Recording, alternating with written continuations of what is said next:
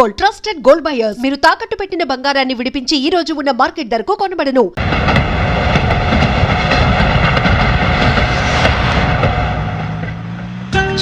ఎందుకంత స్పీడు? కొంచెం స్లోగా వెళ్ళొచ్చు కదా. నాది స్లోగా వెళ్లే వయసు కాదు, నిదానంగా వెళ్తే సినిమా అందదు. Correct daddy. చూసావా, వీడు కూడా నాకే ఓటేశాడు. ఎందుకు వీడు? వాడికి అన్ని మీ బుద్ధులేగా. నవ్వింది చాలు, సరిగా డ్రైవ్ చేయండి.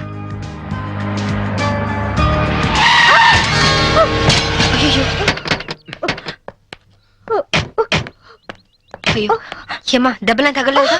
అయినా జాగ్రత్తగా వెళ్ళొద్దు. ఇప్పుడేం కాలేదుగా శాంభవి. ఒకవేళ అయ్యుంటే మీకు కూడా చెప్తూనే ఉన్నాను అంత స్పీడ్ వద్దు అని. ఏమా, రోడ్ క్రాస్ చేసేటప్పుడు అటు ఇటు చూసుకోవద్దు. తప్పు నాదేనని ఒప్పుకుంటున్నానండి. పోలీసులకు కంప్లైంట్ మాత్రం ఇవ్వద్దు. నాకు పోలీసులంటే చాలా భయం. నీ ఎదురుగానే పెద్ద పోలీస్ ఆఫీసర్ ఉంది, Shambhavi IPS. Nice meeting you ma'am. నా పేరు కీర్తి. బేసికల్ గా మోడల్ ని. అప్పుడప్పుడు డాన్స్ ప్రోగ్రామ్స్ ఇస్తుంటాను. ఎస్, మిమ్మల్ని ఎక్కడో చూశాననుకుంటున్నాను. మొన్న మీరు కళాక్షేత్రంలో డాన్స్ చేశారు కదా? అవును. Shambhavi, she a very good dancer. By the by, I'm Chaitanya, IAS. Hello, వీడు మా అబ్బాయి విజ్జు. హాయ్ విజ్జి. ఏంటి బుజ్జి? ఎవరు లేని నాకు మీలాంటి మంచి అక్కయ్య ఉంటే నన్ను దారిలో పెట్టుండేది. ఎవరు లేరని ఎందుకు అనుకోవాలి? మేము అందరం ఉన్నాం. Don't worry. అప్పుడప్పుడు ఇంటికి వస్తుండు. నా ఫ్రెండ్ కోసం తప్పకుండా వస్తానండి. ఫ్రెండా? అదేనండి, మీ ఓన్లీ సన్. ఇక నుంచి నాకు ఫ్రెండ్. వస్తానండి.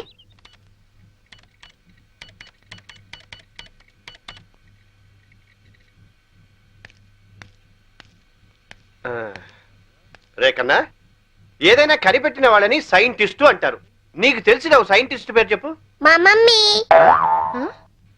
మీ మమ్మీ సైంటిస్టా? మరి నన్ను కనిపెట్టిందిగా. చూసావమ్మా వీడి తెలివి. నా బంగారు కొండ. Hi daddy. ఏరా, ఇంత లేట్ అయింది? పనుండి. ఏంటి కొడుక్కి తెగ ముద్దులేటేస్తున్నా? వీడు నా ఆరో ప్రాణం. నాన్న పో, ఆడుకోపో. రే ఆగరా, నేను వస్తున్నా. మరి నేను చెప్పాలా? నా ఐదో తనం. నువ్వు మంచి పోలీస్ ఆఫీసర్వే కాదు, మంచి భార్యవి, అంతకు మించి మంచి తల్లివి. నేను మంచి ఆఫీసర్ని అనిపించుకున్నానే కానీ మంచి భర్తని, మంచి తండ్రిని అని అనిపించుకోలేకపోతున్నాను. అందుకనే ఇవాళ నా పేరు మీద గుడికి అర్చన చేయించారా? కాదు, 50 లక్షలకి ఇన్సూరెన్స్ చేశాను. ఏంటి జోక్ చేస్తున్నారా? జోక్ కాదు, నిజం. 50 లక్షలు ఇన్సూరెన్స్ చేశారా? మీకైనా పిచ్చి పట్టిందా? సంవత్సరానికి ఎంత ప్రీమియం కట్టాలో తెలుసా? ఆయన ఇప్పుడు ఇన్సూరెన్స్ చేయాల్సిన అవసరం ఏమొచ్చిందండి? నేను డబ్బున్న వాళ్ళకి ఎదురెళ్తున్నాను. ఈ పోరాటంలో నా ప్రాణాలే పోవచ్చు. అప్పుడు నువ్వు బాబు అనాథలు కాకూడదనే అలా చేశాను. చూడండి, మీకేం కాదు, నేనున్నాను. నువ్వు ఒక పోలీస్ ఆఫీసర్గా ధైర్యం చెప్తున్నావు, కానీ నేను ఒక భర్తగా మీ భవిష్యత్తు గురించి భయపడుతున్నాను. Madam phone. హలో. అలాగా? ఎప్పుడు? సరే, నేను ఇప్పుడే వస్తున్నాను. ఏమైంది? మీ విజిలెన్స్ ఆఫీసర్ సూసైడ్ చేసుకుంటా. నేను వెళ్తున్నాను. బాయ్. విజిలెన్స్ ఆఫీసర్ సూసైడ్ చేసుకున్నాడా? జరగండి, జరగండి.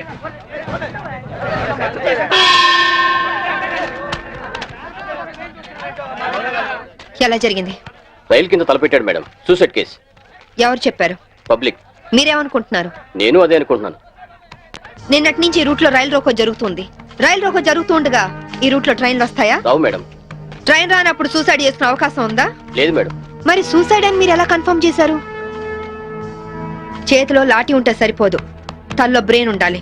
ముందు బాడీని పోస్ట్ మార్టానికి పంపించండి. Yes madam.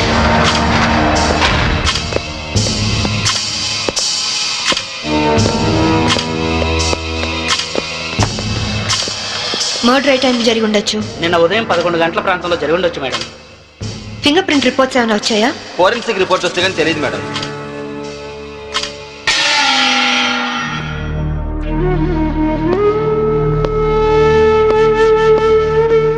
నమస్తే అమ్మా. నా పేరు సాంబవి. మీ ఆయన కేసు ఇన్వెస్టిగేట్ చేయడానికి వచ్చాను. మీరు నాకు సహకరించాలి.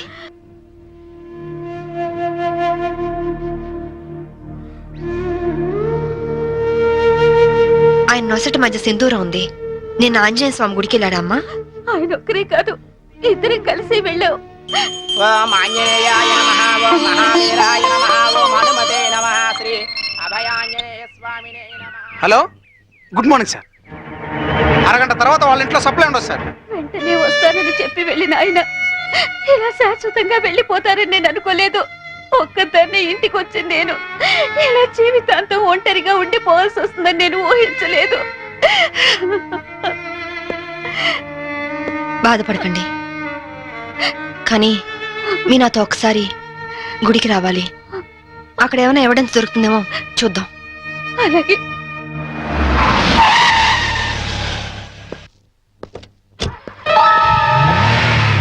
గేట్ తాళం తీ. రాత్రి వేసిన తలుపు ఉదయం 5 వరకు తెరవరమ్మా. సరే రండి.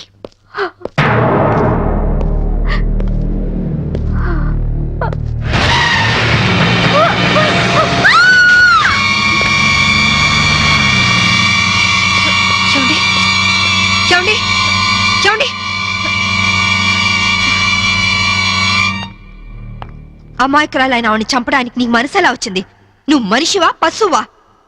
నీలాంటి వాడిని కోర్టు తీసుకెళ్లి శిక్షించడం కాదు, పబ్లిక్ గా ఉరి తీసి చంపాలి. తీసుకురండి. Yes madam.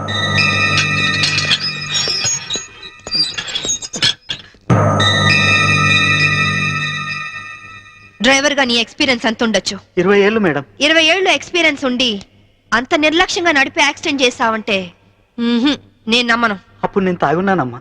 ఏం చేస్తున్నానో తెలియని మైకంలో అలా జరిగిపోయిందమ్మా. ఏయ్! ఎవరో చేసిన తప్పుకి నువ్వు బలిపశువు కావద్దు.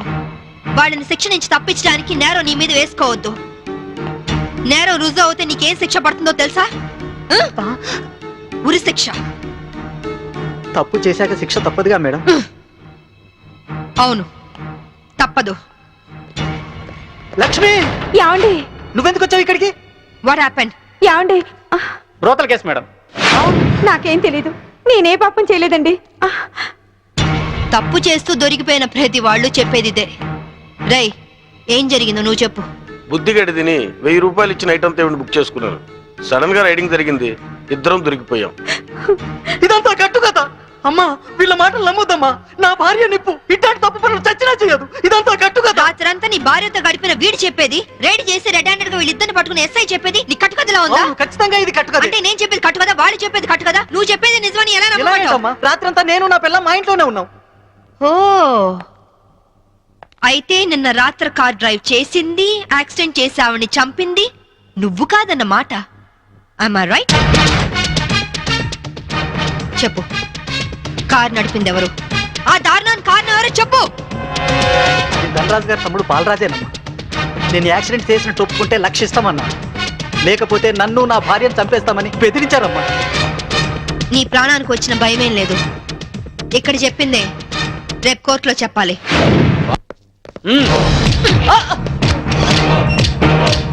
Madam, what is this? ఇది ఆపరేషన్ థియేటర్, లోపల రాకూడదు. Shut up! రేయ్, లేరా. మీరు జులుం చేయడానికి ఇది పోలీస్ స్టేషన్ కాదు, హాస్పిటల్. Don't disturb him. ఇతనికి heart problem, kidney problem, brain problem, nervous problem, liver problem. ఇన్ని ప్రాబ్లమ్స్ ఉన్నవాడు బ్రతకడం కంటే చావడం బెటరు. రేయ్, లేరా లేరా లే. What is this nonsense? Shut up! చావు బతుకులో ఉన్న పేషెంట్ ని కాపాడే డాక్టర్ ని చూశాను, కానీ క్రిమినల్ కాపలా కాసే డాక్టర్ ని మిమ్మల్ని చూస్తున్నాను. ఛీ! ఎరా, నీ గుండె నొప్ప, కిడ్నీ ప్రాబ్లమ్, లివర్ ప్రాబ్లం రా. రేయ్, నీలాంటి వాడు బయట ఉంటే law and order K problem. నీలాంటి వాడు పర్మనెంట్ గా బొక్కలు ఉండడం బెటర్.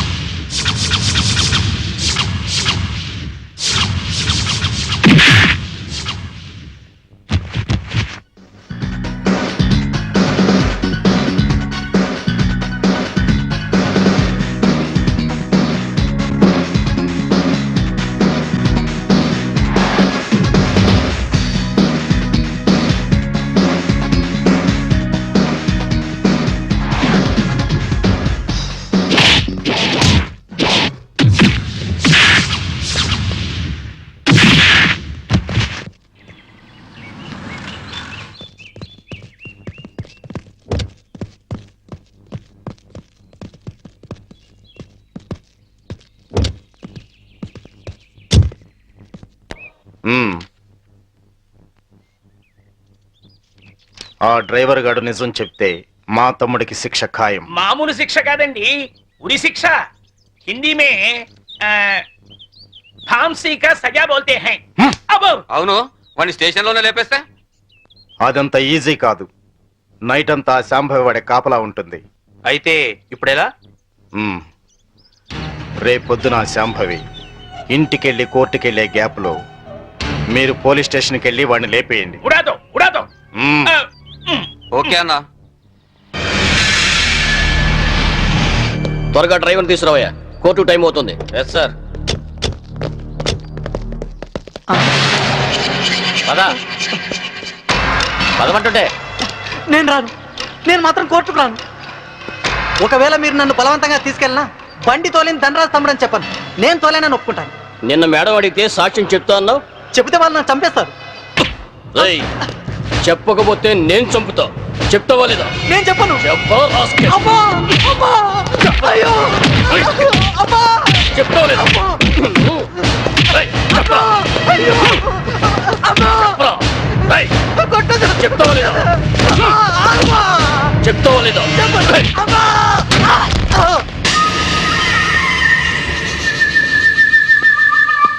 ఎలా ఉన్నాడు? దెబ్బ తగలరాని చోట తగిలినట్టుంది సార్. చనిపోయాడు. చచ్చిపోయాడా? అవును సార్. అన్నా, సిఏ డ్రైవర్ గారిని కోర్టులో సాక్ష్యం చెప్పమని కొడితే వాడు చచ్చాడు. అలాగే అన్నా. పోలీసులు నశించాలి, పోలీసులు నశించాలి, పోలీసులు నశించాలి, పోలీసులు నశించాలి, పోలీసులు నశించాలి, పోలీసులు నశించాలి. ACP Shambhavi down down, ACP Shambhavi down down, ACP Shambhavi down down, ACP order order.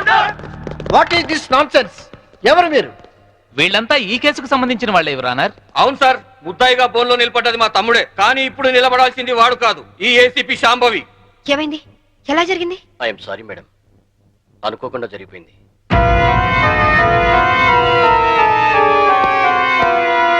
ఏమిటి మీరు అనేది? నిజం సార్, కోర్టుకు వచ్చి సాక్ష్యం చెప్పాల్సిన మా వాడిని కాటికెళ్ళేలా చేసింది ఈ ఏసీపీ. మీరేమైనా చెప్పదలుచుకుంటే బోన్లోకి వచ్చి చెప్పండి. పోలీసు మామూలు ఇవ్వడం లేదన్న కోపంతో నీతిగా వ్యాపారాలు చేసుకునే మా మీద ఈ ఏసీపీ ఎప్పటి నుంచో కక్ష కట్టింది సార్. యాక్సిడెంట్ చేసిన మా డ్రైవర్ తప్పు చేసింది తానేని ఒప్పుకొని లొంగిపోయినా వినకుండా మా అన్నయ్యని ఎలాగైనా ఈ కేసులో ఇరికించాలని చూస్తుంది సార్. యాక్సిడెంట్ చేసింది మా తమ్ముడేనని కోర్టులో తప్పుడు సాక్ష్యం చెప్పమని మా డ్రైవర్ ను కోరింది. విశ్వాసపాత్రుడైన వాడు చెప్పనన్నందుకు లాఠీలతో కొట్టించి చంపించింది. యువరానర్, అతను చెప్పేది పచ్చి నిజం. పోలీసుల దౌర్జన్యానికి, అరాచకానికి ఈ లాకప్ డెత్ నిలువుటద్దం లాంటిది. ఇలాంటి సంఘటన మళ్ళీ మళ్ళీ రిపీట్ కాకుండా ఉండాలంటే ఈ డ్రైవర్ సావుకు కారణమైన ఏసీపీ శాంభవిని, ఆ స్టేషన్ సిఐని సస్పెండ్ చేసి కఠినంగా శిక్షించాల్సిందిగా కోర్టు వారిని కోరుతున్నాను. That's all your honour. ACP గారు, what is your explanation? Vigilance officer భార్యను చంపింది బాలరాజే అని చెప్పడానికి ఈ డ్రైవరే సాక్ష్యం. ఆ డ్రైవర్ ఇప్పుడు శవంగా మారాడు కదా, సాక్షి ఎలా చెప్తాడు? ఈవిడకు మెంటలెక్కింది సార్.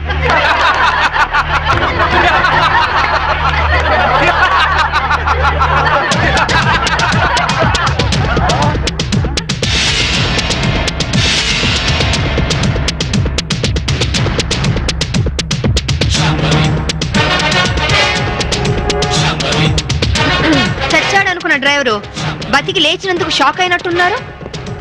మీ మొహాల మీద నీళ్లు కొట్టించాలా లేక మిమ్మల్ని కూడా జైల్లో పెట్టించాలా? మిసెస్ శాంభవి, ఏమిటిదంతా? 1 minute యువర్ ఆనర్. ఇన్స్పెక్టర్, జరిగింది చెప్పండి. Yes madam. Your honour, driver ను కోర్టుకు తీసుకొస్తుంటే వీళ్ళందరూ అతని చంపాలని కోర్టు బయట కాపు కాశారు. అది పసిగట్టి నేను మేడం గారికి ఫోన్ చేశాను. మేడం గారు ఈ డ్రామా అంతా ఆడమని ప్లాన్ చేశారు యువర్ ఆనర్. లేకపోతే వీళ్ళు నన్ను నిలువునా చంపేసే వాళ్ళయ్యా. ఆఫీసర్ భార్యని యాక్సిడెంట్ చేసి చంపేసింది ఈ బాలరాజే. వీడు చెప్పేది అబద్ధం సార్. యువర్ ఆనర్, నిజాలు తేల్చాల్సింది న్యాయస్థానం. విజిలెన్స్ ఆఫీసర్ భార్య ప్రాణాలు తీసిన ఇతన్ని కఠినంగా శిక్షించవలసిందిగా కోర్టు వారిని కోరుతున్నాను. That's all your honour. Driver Kanakarao సాక్ష్యాన్ని ఆధారంగా చేసుకుని విజిలెన్స్ ఆఫీసర్ భార్యను చంపింది బాలరాజనేని కోర్టు వారు నమ్ముతూ సెక్షన్ 302 ప్రకారం నిందితుడికి యావజ్జీవ కారాగార శిక్ష విధించడమైనది. Hi Kitty, how are you? Fine. Holiday రోజు మీరు ఇంట్లో ఉన్నారండి బాబు గారు. లేకుంటే మీ అక్క లాఠీతో కాలి రగొడుతుంది. ఇప్పుడు అంత అవసరం అంటారా? ఎవరిన వెంటే నిజం అనుకుంటారు. అయితే మోడల్ గా సెటిల్ అయిపోయి డాన్స్ వదిలేస్తావా? వదిలేయడమా? డాన్స్ నా ప్రాణం. నీకే కాదు మా ఆవిడకి ప్రాణమే. పెళ్లికి ముందు చాలా బాగా చేసేది. నిజమా అక్క? వావ్, ఏ డాన్స్ చేసేదానివి? కూచిపూడా? కాదు, భరతనాట్యం. పోలీస్ ఆఫీసర్ అయ్యాక పొలిటికల్ లీడర్స్ తో రౌడీస్ తో డాన్స్ చేస్తోంది మా ఆవిడ. డాడీ ఇలాగా? ఆ, రేయ్, ముందు మీ పని చెప్పాలి, వీడిని మీరే చెడగొడుతున్నారు. చూడు చైతన్య, మన ధనరాజు గారు 100 రోడ్డు మీద గాంధీ బొమ్మలు అంటాడు. ఆయన ట్రాన్స్ఫర్ కి బాకీ ఉన్నారని, మన ఆఫీసుని మర్డర్ చేశారని కేసు పెట్టారంట. అవును సార్. మంత్రిగా నేను చెప్తున్నాను, ముందు కేసు విత్డ్రా చేసుకో, ఆ తర్వాత పవర్ ప్లాంట్ శాంక్షన్ చేయి, అందరికీ మంచిది, సరేనా? సరే సార్, ఆ విషయం మీ లెటర్ హెడ్ మీద రాసి సంతకం చేసి ఇవ్వండి. దేనికి? పేపర్లో వేసి మీకు ఓట్లేసిన ప్రజల దగ్గర పర్మిషన్ తీసుకోవడానికి. చూడు ఐఏఎస్, రెచ్చిపోబోక, నీ ఇవ్వ నీకు ఇప్పిస్తాను, తీసుకో. ఐఏఎస్ అంటే ఇండియన్ అడ్మినిస్ట్రేటివ్ సర్వీస్, అంతేకాని ఇండియన్ అవినీతి సర్వీస్ కాదు. నన్ను ఇంగ్లీష్ లో తిడతావా? నీ అంతు చూస్తా, నిన్ను చక్కెరకి మనియాలు పట్టిస్తా. ఇంకొక మాట మాట్లాడమంటే నీ నాలుక కోసేస్తాను. నీలాంటి బ్రోకర్లు మంత్రి పదవుల్లో ఉండబట్టే ఈ రోజు కరెంటు ధరలు విపరీతంగా పెరిగి సామాన్యులు బల్బు వెలిగించుకోవడానికి కూడా భయపడుతున్నారు. రైతులు కరెంటు బిల్లులు కట్టలేక ఆత్మహత్య చేసుకుంటున్నారు. నిజాయితీగా మీ ప్రభుత్వం ఫ్యాక్టరీ యజమానుల దగ్గర కరెంటు బిల్లులు వసూలు చేస్తూ ఎలక్ట్రికల్ పోల్స్ మీద వైర్లు వేసి కరెంటు దోచుకునే వాళ్లను గుండె ధైర్యంతో పట్టుకోగలిగితే, ట్రాన్స్కోకు లాభాల మాట అటుచితే నష్టం మట్టుకు ఉండదు. అక్కడేమో స్పాట్ బిల్లింగ్లు అంటూ మనం ప్రజల పుస్తలమ్మించి నిర్దాక్షిణ్యంగా బిల్లులు వసూలు చేస్తున్నాం. ఏంటయ్యా ఎండి మిరపకాయలు తిన్న కాకిలాగా తెగరుస్తున్నావు? నేను అసలే మంత్రిని, నేను తలుచుకుంటే ఈ క్షణంలోనే నిన్ను సస్పెండ్ చేస్తా. నువ్వు నన్ను సస్పెండ్ చేయలేవురా, ఎందుకంటే నా సిన్సియారిటీకి ఎప్పుడో ఒకప్పుడు ఇలాంటి ఎదురు దెబ్బ తగులుతుందని నాకు బాగా తెలుసు. అందుకే ఈ రిజిగ్నేషన్ లెటర్ ఎప్పుడు నాతోనే ఉంటుంది. This is my resignation letter. Good bye. అమ్మో, వీడు రాజీనామా ఆమోదిస్తే నా అవినీతి భాగవతం బయటకు వస్తుంది, వీడు ఇంకో ఐఏఎస్ రాజకీయ నాయకుడు అవుతాడు. ఈ రాజీనామా లెటర్ నేను చింపారిస్తే ఏ గొడవ ఉండదు. ఇప్పుడు రాజీనామా చేయాల్సిన అవసరం ఏమొచ్చింది? రాజీపడి బతకలేక? రాజీ పడమని ఎవరన్నారు? రాజకీయంగా పలుకుబడి ఉన్నవాళ్ళు. ఏమిటండి ఇది? ఎవరో ఏదో అన్నారని ఉద్యోగం వదిలేసుకుంటారా? చాంతాడు తక్కువగా ఉందని బావని పూడ్చుకుంటారా? ఇది నీళ్లున్న బావి కాదు శాంభవి, ఎండమావి. ఈ సిస్టమ్ మొత్తం అవినీతితో పొల్యూట్ అయిపోయింది. అందరితో పాటు నేను పొల్యూట్ కాలేను. పొల్యూట్ అవుతుందని ఎందుకు అనుకుంటున్నారు? ఉద్యోగంలోనే పోరాడొచ్చు కదా. అంత ధైర్యం లేనప్పుడు ఐఏఎస్ ఎందుకు చదివారు? బుద్ధి లేక. అమ్మాయి చెప్పింది కరెక్ట్ నాన్న, ఇది మా భార్యాభర్తల విషయం. మధ్యలోకి రావద్దు అంటావు అంతేనా? రై, ఊరంతా కాదన్నా మీ ఇద్దరి పెళ్లి చేసింది నేను రా. మీరు భార్యాభర్తలు కావడానికి కారణం నేను కావచ్చు, కానీ ఇది మా పాలసీకి సంబంధించిన మ్యాటర్. మీకేం తెలియదు, మీరు వెళ్ళండి. ఏమండి, ఆవేశపడుకుని ఒక నిమిషం ఆలోచించండి ప్లీజ్. చూడు, నేను జాబ్ లేకుండా ఇంట్లో ఉండడం నీకు అవమానంగా అనిపిస్తే భర్త పోస్టు కూడా రిజైన్ చేస్తాను.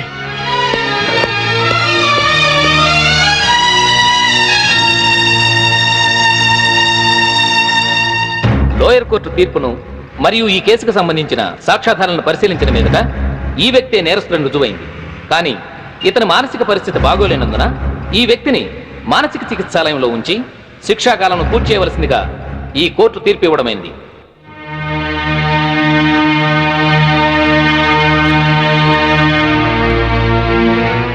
ఆ రోజు నా కొడుకు రిజైన్ చేశాడంటే తప్పు చేశాడేమో అనుకున్నాను.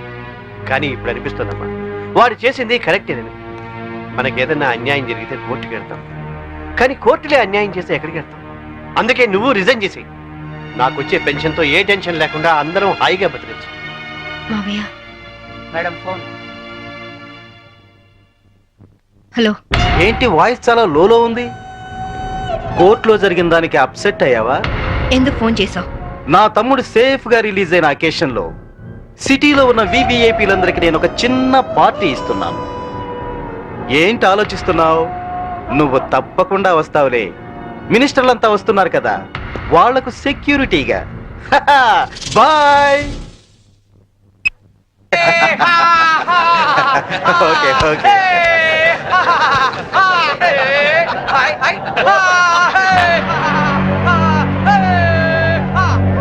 రామ్మా శాంభవి, నమస్తే. ఏంటి ఆలోచిస్తున్నావు? మెంటల్ హాస్పిటల్లో ఉండాల్సిన మా తమ్ముడు ఇక్కడ బర్త్డే సెలబ్రేషన్ చేసుకుంటున్నాడేంటని కదా. దట్ ఈస్ ధన్రాజ్, ఈ సిటీకే రాజుని. మీ పోలీస్ డిపార్ట్మెంట్ మా లాంటి విలన్ని ఏమీ చేయలేదు. నీ చేతిలో ఉన్న ఈ లాఠీ నీకు ఊతకర్రగా ఉపయోగపడుతుందేమో కానీ మాలాంటి వాళ్ళ మీద ప్రయోగించడానికి మాత్రం పనికిరాదు. నీ బెల్ట్, నీ ప్యాంటు టైట్ గా ఉంచడానికే తప్ప మా మీద నీ పవర్ చూపించడానికి మాత్రం కాదు. పోతే నీ షూస్ లెఫ్ట్ రైట్ కొట్టడానికే తప్ప మాలాంటి వాళ్ళని కొట్టడానికి మాత్రం అస్సలు పనికిరాదు. ఈ మాత్రం చిన్న విషయం తెలుసుకున్నావనుకో నువ్వు జీవితంలో బాగా పైకొస్తావు. It's my personal opinion. నమస్తే ధనరాజు గారు. మినిస్టర్ గారు నమస్తే.